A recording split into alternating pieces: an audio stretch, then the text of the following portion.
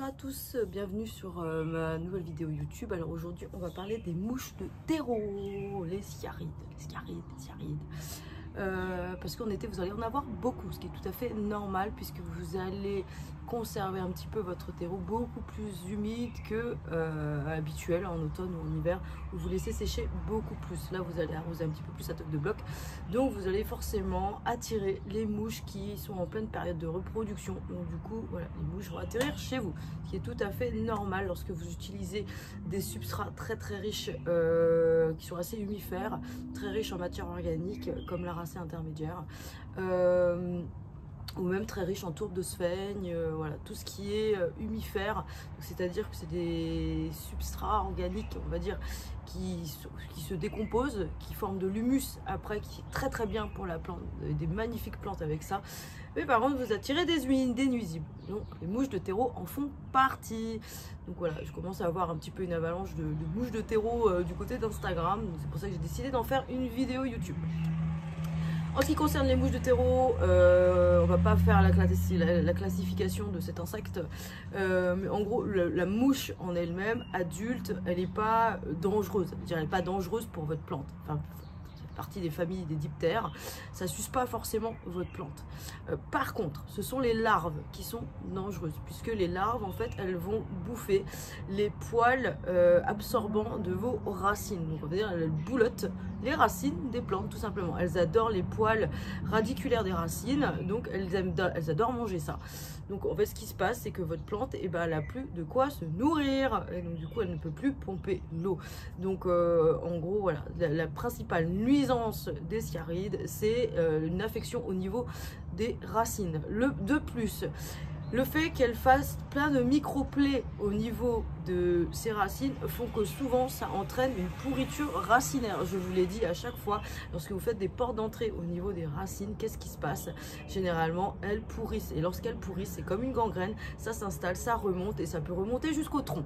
Donc voilà, finalement, ça part de pas grand-chose, comme d'habitude. Et ensuite, ça s'étend et ça devient catastrophique si on ne gère pas assez vite. Alors aujourd'hui, moi je vais vous parler plus ou moins des moyens de lutte que vous pouvez mettre en place, que ce soit du préventif ou du curatif. Je ne vous parlerai pas forcément de ce que moi je fais, puisque moi j'en ai très peu, puisque au niveau préventif, je laisse énormément sécher mon substrat, donc rien que ça, j'utilise des lampes à UV, donc du coup rien que ça en fait ça me suffit. Parfois il m'arrive de passer sur du curatif, mais type des produits chimiques, mais c'est vraiment extrêmement rare. Moi je préfère passer au rempotage vu que je rempote très régulièrement mes plantes, mais voilà, on abordera ça un petit peu plus loin.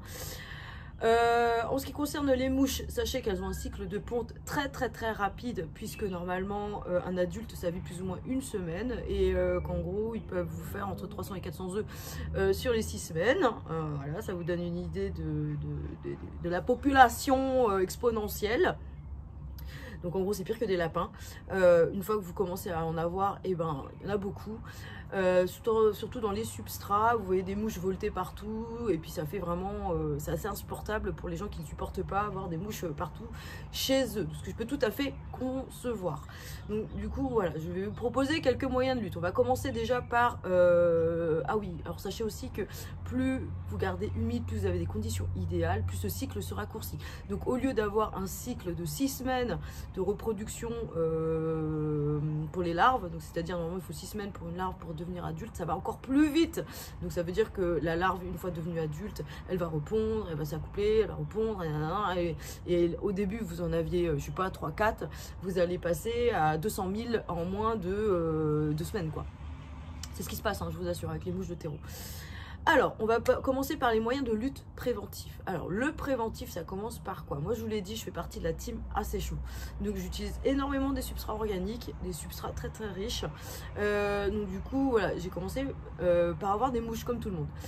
Moi, le paillage et le séchage, ça me suffit largement. C'est-à-dire que je paille avec du substrat, pas du sable. Les aracées n'aiment pas le sable, voilà, ça je vous le dis. Les aracées, elles ont des poils absorbants au niveau radiculaire, vraiment des petits poils tout fins qui viennent absorber l'humidité, mais elles n'aiment pas être étouffées. Donc voilà, si vous collez du sable dessus, au fur et à mesure des arrosages, vous allez avoir le sable en fait qui va se compacter, qui va descendre et qui va juste s'agglutiner au niveau des racines et ça va asphyxier vos racines. C'est possible sur certaines plantes, mais alors les aracées, ce sont des épiphytes, semi-épiphytes, vous oubliez. Même les alocasias qui ne sont pas forcément des épiphytes, semi-épiphytes, je vous expliquerai pourquoi c'est pas bien pour elles. Mais généralement, tout ce qui est tropical, ça n'aime pas beaucoup le sable. Donc du coup, essayez de taper dans du paillage de type poreux, c'est-à-dire pas dangereux pour les racines puisqu'elles laissent passer de l'air pour que la racine puisse respirer, même si ça vient s'agglutiner sur ses racines. Moi j'utilise du substrat technique pour plantes d'aquarium, enfin substrat technique je vais un petit peu loin, mais c'est du substrat pour plantes d'aquarium, moi c'est le Dark Manodo. Je paille sur 2-3 cm avec ça et ça me suffit. J'ai vu beaucoup sur mes terreaux type 50% tourbe de Sveigne avec 50% pouzzolane. J'ai eu énormément de mouches de terreau avec ça et j'en ai beaucoup moins en aracée intermédiaire alors que j'ai de la Sveigne. Bref, donc du coup j'ai paillé avec ce substrat et ça a très bien fonctionné, j'en ai plus eu. Du coup voilà. Donc, vous pouvez utiliser ça. De toute façon, je vais vous mettre à côté les produits que j'utilise ou voilà ce que vous pouvez utiliser en règle générale. C'est pas parce que je vous mets une marque, par contre, qu'il faut forcément prendre celle-ci. Moi, c'est celui de JB, le Dark Manodo. Mais vous pouvez en prendre un autre à partir du moment où c'est pour les plantes d'aquarium. Allez-y, c'est pas un souci. Donc, c'est-à-dire que vraiment, c'est pour l'enracinement des plantes d'aquarium. Donc, c'est assez poreux généralement. Donc moi je pense ça, et c'est assez fin. Il faut vraiment un truc fin pour empêcher la mouche d'aller pondre dedans. Donc en fait, qu'est-ce que vous faites en paillant? Vous empêchez juste les adultes d'aller pondre dans le terreau et les larves qui sont dedans, si vous en aviez, elles ne peuvent pas ressortir et continuer le cycle. Donc elles vont, oui, boulotter les racines en attendant, mais en attendant, là, vous avez un peu cassé le cycle. Donc rien que ça, parfois, c'est suffisant. Ensuite, en préventif, vous pouvez continuer avec les pièges. Alors les pièges, il y en a de différents types. Vous avez les pièges jaunes, classiques que tout le monde voit partout, sous forme de papillons, sous forme de fleurs, enfin bref, ou les moches dégueulasses rectangulaires. Ça marche très bien. Alors comment c'est quoi le principe? C'est de la glu tout simplement. C'est un peu comme les pièges à mouches là qu'on déroule. Et il y a un truc qui les attire dessus et elles viennent s'agglutiner dessus. Vous tuez juste les adultes, c'est-à-dire pour pas qu'ils viennent repondre. Donc là c'est des pièges à adultes, ce n'est pas des pièges à larves. Les larves elles vont pas aller grimper du terreau pour aller s'agglutiner sur le piège. Donc laissez tomber. Il faudra les traiter différemment si vous en avez dedans. Donc pour les adultes, vous avez soit les petits pièges jaunes qui sont destinés aux mouches de terreau, soit vous avez les pièges bleus qui fonctionnent très bien chez les mouches de terreau, mais qui fonctionnent aussi du côté des trips. Donc voilà, ça c'est les pièges collants. Vous avez aussi d'autres types de pièges, donc les pièges à phéromones fonctionnent aussi, ça c'est pour le côté jardinier amateur, pour la mouche à fruits et tout ça, ça fonctionne aussi sur la mouche de terreau. La mouche de terreau elle est attirée par tout ce qui est sucré en fait. Et donc du coup elle va rentrer dedans. Bon, vous n'êtes pas non plus sur une culture maraîchère, donc du coup normalement les bandes, le paillage, ça suffit généralement, sauf si vous avez une infestation géante. Donc du coup là va falloir peut-être passer sur d'autres trucs en plus. On continue, vous pouvez continuer avec des pièges do it yourself. Donc sur les pièges, vous pouvez mettre du miel dedans. Donc toujours des pains de soucoupe un petit peu dispatchés. Ça fait dégueulasse, hein, je vous avoue. Hein. Des espèces de petites soucoupes dispatchées avec du miel dedans et de l'eau. Donc avec un peu de liquide vaisselle pour les tuer. Donc du pec citron, on déteste ça, elle meurt avec le pec citron. Donc c'est pas versé sur la plante, hein, je veux pas voir ça. C'est vraiment des pièges que vous devez placer tout autour de vos pots en fait, un petit peu partout. Donc ça va les attirer, ça va les faire, vous allez voir, les soucoupes vont se remplir de mouches qui vont se noyer dedans. Ça marche très bien. Un autre moyen de lutte un peu préventif, et ça c'est ce que j'utilise, mais je pense que la team Réunion, là aussi de temps en temps, puisque en fait on voit plein de enfin on voit plein de mouches se faire éclater dessus, c'est les lampes UV anti-moustiques qu'il faut laisser H24. Donc c'est-à-dire que vous ne devez pas le laisser en route juste la journée ou juste la nuit, vous le laissez tourner H24. C'est des pièges qui sont destinés aux moustiques mais qui attirent aussi les mouches de terreau et elles viennent se fracasser dessus et se faire électrocuter. C'est un peu violent mais ça marche très très bien. Donc en gros voilà, ça c'est pour le préventif, on a ce type un petit peu de piège. On a les nématodes. Les nématodes, c'est très bien, mais là, on rentre dans une autre catégorie qui est à la fois préventive et à la fois curative, puisque ce sont des prédateurs, on va dire, des mouches de terreau. Donc, c'est Sternenemia felsiae, je crois, qui fonctionne dessus. Donc, vous pouvez aller sur des sites de vente de nématodes, ça marche très très bien. Par contre, il faut ne pas avoir traité de façon chimique votre terreau avant. C'est-à-dire que si vous avez commencé à traiter votre terreau de façon chimique, laissez tomber, les nématodes, vous allez les flinguer. Vous allez par exemple balancer de la pyrétrine dans votre terreau en pensant tuer les larves et que ensuite vous prenez des nématodes genre 3 jours après et vous les posez dessus, vous allez tuer vos nématodes. Donc une fois la sélection faite, soit vous passez sur les prédateurs, soit vous passez sur le chimique, mais ne faites pas les deux en même temps, ça c'est interdit. Donc les nématodes fonctionnent très très bien. Donc les nématodes, ce que vous allez faire, vous allez acheter des petits sachets, vous allez calculer le nombre de sachets qu'il vous faut par rapport à la surface de plantes que vous avez et vous allez dispatcher les petits sachets près des plantes et vous allez voir, ça va éradiquer vos mouches de terreau. Donc en gros c'est vraiment pas mal, mais par contre il faut les garder pour toute la saison. Donc c'est à dire que c'est pas parce que vous n'avez plus de mouches qu'il faut pas continuer à mettre des petits sachets. Donc c'est pour ça qu'on rentre dans le préventif. Donc c'est à dire que les nématodes, lorsqu'elles n'ont plus rien à bouffer, généralement elles meurent. Donc du coup, mais ça n'empêchera pas les mouches de revenir, puisque si vous ouvrez grand vos fenêtres, ça peut revenir. Donc du coup c'est pour ça, moi je vous conseille de ne jamais lâcher l'affaire et que même si c'est une histoire de saisonnalité, c'est-à-dire que vraiment l'été il y en a, vous gardez vos substrats humides, c'est tout, c'est comme ça. Donc continuez, même si vous en avez plus, à mettre des sachets de nématodes. Voilà, c'est vraiment le b.a.-ba, hein, il ne faut pas lâcher en fait, hein. C'est d'une lutte organique. Donc du coup, si vous voulez être efficace, continuez à mettre tous les mois, toutes les semaines, comme dans les recommandations du sachet, des nématodes. Ça marche très bien, d'excellents retours dessus. Des gens qui luttaient contre la mouche de terreau et c'est juste ça qui a fonctionné. Donc voilà. Ensuite, on a la version chimique. Alors là, il y a plein de moyens de lutte. Aussi, je vous l'ai dit, moi je suis pas là pour faire l'apologie de l'organique ou du chimique, je suis juste là pour vous dire ce qui existe sur le marché et sur quoi vous avez accès, ce que vous pouvez utiliser ou pas. Juste utiliser en bonne connaissance de cause, lisez bien les recommandations du fabricant derrière, en sachant que comme c'est du chimique, il peut toujours y avoir des dégâts sur des plantes, comme l'organique fonctionne, l'organique ou les prédateurs fonctionnent, mais par contre il leur faut du temps déjà pour éclore, se reproduire, commencer à boulotter les machins. Ça va pas se faire en 2 temps 3 mouvements en fait, donc il faut être patient.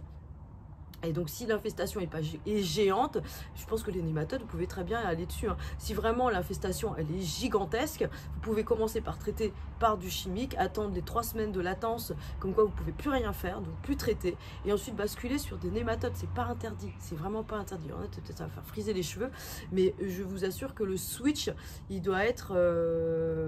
vous pouvez faire un switch en fait. Donc, si vous voulez quitter le chimique, il vous faut un temps où vous avez lessivé, nettoyé tout votre substrat avant. Et surtout, pour pas que ce soit dangereux pour vos nématodes, vous n'allez pas les flinguer, vous allez être contre-productif en fait.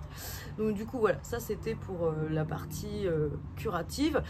En sachant que pour les produits que vous pouvez utiliser, donc il existe la pyrétrine, ça je vous en ai déjà parlé. La pyrétrine, vous pouvez avoir accès en jardinerie, elle est vendue soit sous forme de spray, soit sous forme, ça dépend des concentrations, soit sous forme de produits déjà concentrés. En sachant que plus vous montez les dosages de pyrétrine, plus il va être violent et il peut être délétère aussi pour la plante. Donc ça, vous pouvez bien sûr arroser vos plantes avec. C'est un insecticide contact. Généralement, c'est du contact. Donc c'est-à-dire que lorsque vous arrosez votre plante avec, qu'est-ce qui se passe? La pyrétrine va se mettre en contact avec les larves qui sont à l'intérieur et ça va tout simplement les flinguer. Voilà, c'est ce qui se passe généralement. Là, pour cette fois, ça va être un petit peu plus délicat, puisque les plantes, par exemple les calathea, moi je vais vous prendre une sténante, vous voyez les racines, elles sont toutes fines, mais vraiment toutes fines dedans. Là, moi j'aime bien aussi les pots transparents, puisqu'on peut voir justement s'il y a des larves de cyaриdes en train de boulotter ou pas vos racines. Lorsque vous avez un système très fin comme ça, généralement, ils n'aiment pas trop la pyrètrine. Et généralement, elles descendent un petit peu leurs feuilles derrière, ce qui est tout à fait normal. Si vous le faites en connaissance de cause, parce que vous voulez vraiment traiter, ben voilà, vous allez avoir quelques feuilles avec des dégâts. Par contre, un autre traitement aussi consiste au rempotage et ensuite vous faites les nématodes. Ça aussi, ça fonctionne très bien. Ça aussi, j'ai oublié de vous en parler, je ne suis pas vraiment dans l'ordre.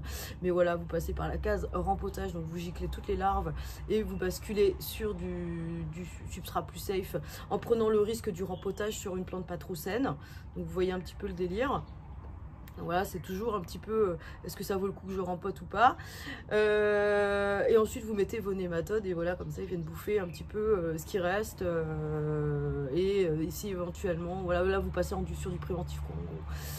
Ensuite, après la pyrètrine, on a bien sûr d'autres molécules. J'ai hésité à vous en parler, mais bon, voilà, je vous dis, bon, c'est vendu en jardinerie, ça fonctionne. C'est le spinosad. Le spinosad, c'est une très vieille molécule qui existe depuis 30 ans, on va dire, 10-30 ans. C'est utilisé pour la mouche du taupin. C'est en jardinerie, hein, en fait, c'est de la jardinerie amateur. En fait, ça fonctionne aussi sur les mouches de terreau. C'est-à-dire que ça casse le cycle, ça tue les larves. Donc du coup, c'est des petits granulés à épandre sur votre terreau. Et il faut attendre quelques lessivages pour que les granulés rentrent en contact avec leur terreau et libèrent le spinosad. C'est pas forcément quelque chose que je fais tout le temps. Moi, je vous l'ai dit, je préfère soit rempoter, soit... Enfin, rempoter, ça dépend. Mais je préfère faire sécher mes substrats, ça commence déjà par là. Et en fait, j'ai très peu de mouches, hein, donc je comprends quand vous en avez. Moi, ça me rend un peu ma boule, mais j'ai rarement une grosse infestation. Donc pour moi, le paillis et quitte le rempotage, le paillis ou le séchage, ça me suffit déjà en fait. Donc déjà, faites déjà ça, je pense que c'est déjà pas mal quoi.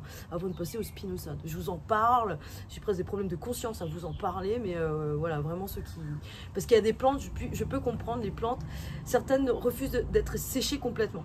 Genre un Philodendron melanocrysum, il ne peut pas être séché complètement. Il va vous détester si vous faites ça. Donc je comprends qu'à un moment, il faut passer sur des traitements un petit peu plus durs. Du coup, le spinosad en fait partie. C'est juste vraiment vous le trouverez en jardinerie, Solabiol le fait, enfin bref, des marques. Et il suffit juste d'en mettre vraiment sur le terreau et d'attendre les lessivages. Ça va tomber et puis ça va tuer les larves, en gros. Mais vraiment, voilà, passer sur du préventif, c'est quand même beaucoup mieux. Là, c'est vraiment, je vous parle de cas d'infestation hyper grave. Vous avez vraiment vos plantes qui sont en danger. Mais passez quand même par la case rempotage. Quand même mieux avant. Ensuite, qu'est-ce qu'il y a d'autre? Bah, écoutez, je pense que je vous ai parlé un petit peu de tout. Moi, sincèrement, les mouches de terreau de mon côté, c'est pas l'enfer, mais chez les autres, effectivement, c'est un peu la cata.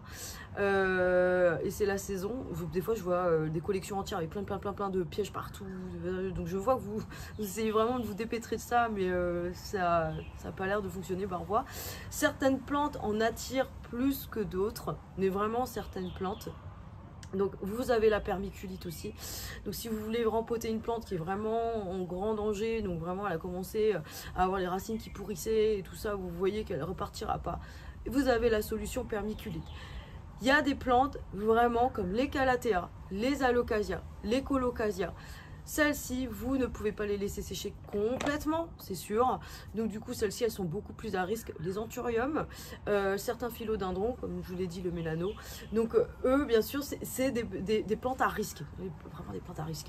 Donc celles-ci, effectivement, si vraiment c'est trop tard, vous n'avez pas réussi à intervenir très vite et vous voyez vraiment des dégâts au niveau des racines, au niveau des feuilles, c'est-à-dire elle ne boit plus. Ça, c'est le premier réflexe chez une plante, c'est qu'elle ne boit plus, comme si elle rentrait en végétation. Et le substrat ne sèche plus. Donc ça c'est dans l'avantage des larves en fait, hein. Ça veut dire qu'elles tuent les racines, la plante elle boit plus, elles sont encore plus contentes parce que non seulement elles ont le garde-manger, mais en plus le terreau ne sèche plus. Donc c'est encore plus top pour elles.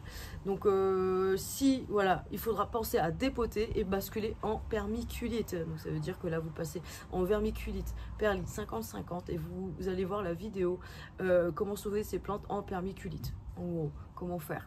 Mais voilà, vous rebasculez en permaculite, le temps du sauvetage de la plante, vous avez un substrat qui est 100% minéral, un petit peu plus safe. Je sais que les mouches, elles n'aiment pas pondre dans du substrat minéral. Bah oui, c'est pas humifère. Donc du coup, déjà là, vous avez cassé une étape. Donc inutile de pailler votre truc. Je sais que les adultes, ils viendront pas pondre. Par contre, voilà, vous pouvez toujours avoir un petit peu des larves, mais normalement, vous en avez pas si vous avez bien lavé. Donc du coup, ça permettra à la plante de se refaire une santé, généralement. Et ensuite, si vous continuez vraiment à avoir des mouches, vous devez rempoter votre plante. Et ben, mettez votre plante avec un paillage, tout simplement. Protégez votre plante, tout simplement. Ensuite, j'ai vu des trucs un petit peu débiles sur Instagram. Ne faites jamais ça. Jamais, jamais, jamais. C'est un peu la vidéo que je voulais faire sur les mythes horticoles, la version 2. Je ne l'ai pas faite encore. C'est mettre des trucs sucrés dans votre eau. Jamais. Jamais vous ne mettez du sirop, du miel, je sais pas, des trucs comme ça dans votre terreau. Pourquoi? Parce que si on l'utilise en tant que piège, vous allez pas mettre ça dedans, quoi. Il y en a, ils utilisent ça comme en engrais, je vous assure.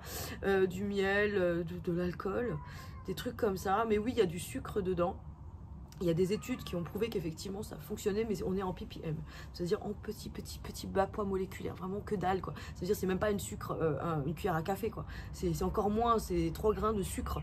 Et je vois de plus en plus de réels, de vidéos où il y a des gens qui balancent du miel dans leur substrat, des trucs comme ça. Je vois ça, je suis comme ça.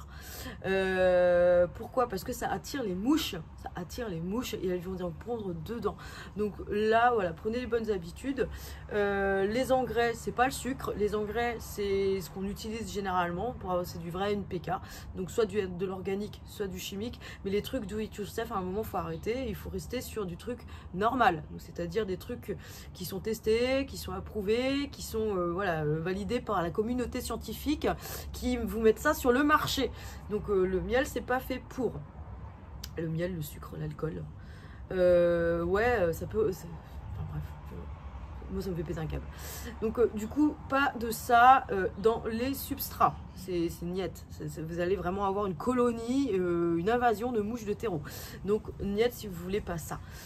Donc voilà, sur ce, voilà, je voulais terminer là-dessus. Ça me semblait important au cas où vous serez tombé sur un réel et vous auriez eu envie de le faire. Donc non, pas de trucs comme ça dans les substrats, faites-en des pièges. Ça marche très bien, les pièges à côté. Vous ne mettez pas en danger la plante, même avec le pec citron, vous mettez... C'est acide le pec citron, mais qu'est-ce que vous voulez mettre du pec citron dans les substrats, quoi? C'est des pH acides, c'est des trucs de lessive. Enfin, mettez des pièges, faites les pièges, mais jetez pas ça dans les substrats, c'est pas fait pour. Donc du coup, voilà. Faites des pièges avec ça, mais pas dans les plantes. Voilà. Sur ce, je vous fais des énormes bisous et je vous dis à bientôt pour la prochaine vidéo YouTube.